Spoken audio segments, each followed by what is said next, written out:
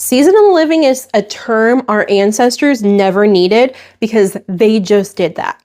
They grew their own food. They preserved seasonal harvest.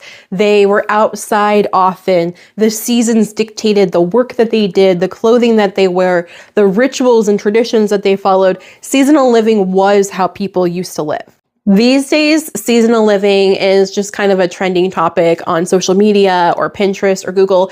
It's something that people feel drawn to and that sounds good and sounds right, but that a lot of people don't really know how to embody.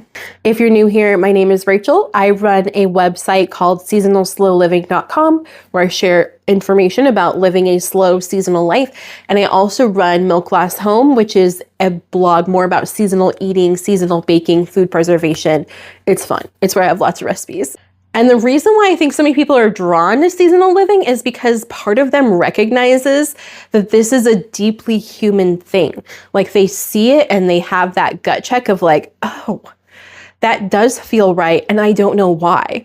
And I think that I don't know why is that like ancestral connection that we are human beings, we're creatures on the earth, yet we live as separated from earth as we can possibly be. We spend most of our time indoors or in vehicles. You know, nature ends up being kind of the backdrop of literally our phone or our desktop computers. It's not something that we connect to on a deep level. And I believe this is why fall and winter tend to be the coziest times of year, not because we're inside more, but because we're bringing the outdoors in. We're literally putting pumpkins on our porches and bringing trees from outside and putting them in the house.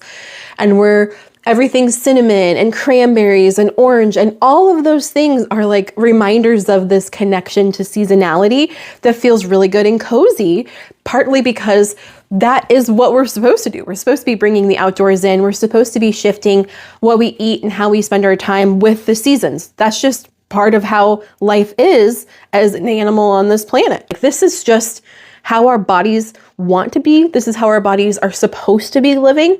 And once you realize how artificial modern human life is, it kind of becomes easier because you start to be like, oh my gosh, my whole life is kind of fake. Like I'm not connected with nature. I'm not living as part of this relationship with the earth. I am just this person in a house on a screen. I don't know. I know that sounds kind of weird, but that's what I think about it. If you've made it to this point, just give me a follow because you probably care about and think about the things that I'm talking about.